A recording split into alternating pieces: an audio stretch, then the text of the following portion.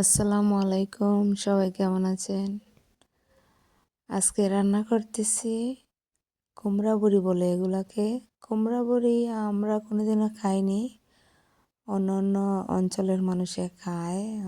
অনলাইনে দেখছি, তো দেখার পরে তো ভাবলাম যে আমরাও খেয়ে দেখি কেমন হয়।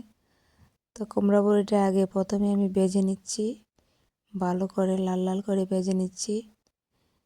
এই কুমড়া বড়িটা নাকি অনেক মজা, বিভিন্ন সবজি তরকারিতে দেওয়া যায়। তো এখন আমি রান্না করব ফুলকপি আর টমেটো দিয়ে কুমড়া বড়ি আঁকি। অনেক দিন ধরেই বড় ভিডিও দেওয়া হয় না সময়ের অভাবে, তো আজকে ভাবলাম যে একটা বড় ভিডিও দিয়েই ফেলি আপনাদেরকে। তো এখানে আমি পরিমাণ মতো পানি দিয়ে দিলাম, পেঁয়াজের মধ্যে দিয়ে আমি এক এক করে মশলাগুলো দিয়ে দিব। হলুদ গুঁড়া, মরিচ গুঁড়া, ধনে গুঁড়া পরিমাণ মতো দিয়ে দিলাম, স্বাদ মতো লবণ দিয়ে দিলাম। দেন আমি মশলাটা ভালো করে কষিয়ে নেব।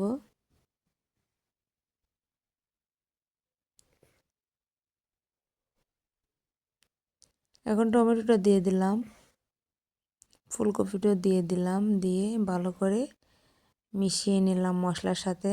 এক হাত দিয়ে ভিডিও করা হচ্ছে, তাই অফ করে ভিডিও করতে হয় আর কি।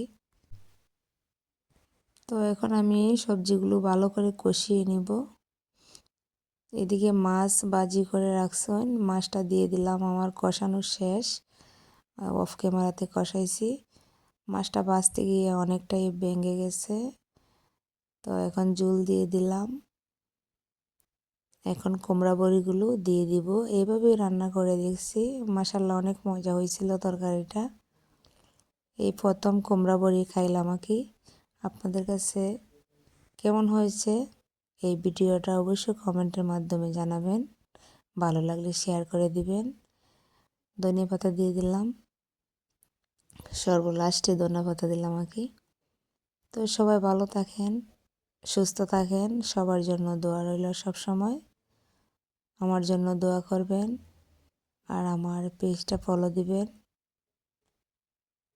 এই একই আর কি বলবো, বলার তো অনেক কিছু থাকে, কিন্তু যখন ভিডিও ভয়েস দিতে আসি তখন সব কিছু খেয়ে ফেলি, কোনো কিছুই মনে থাকে না। তো যাই হোক, সবাই ভালো থাকেন, সুস্থ থাকেন। আবারও বলছি, ভালো লাগলে অবশ্যই আমার আইডিটা ফলো দিবেন, সাপোর্ট করবেন। আপনাদের সাপোর্ট ছাড়া এগিয়ে যেতে পারবো না, সম্ভব না।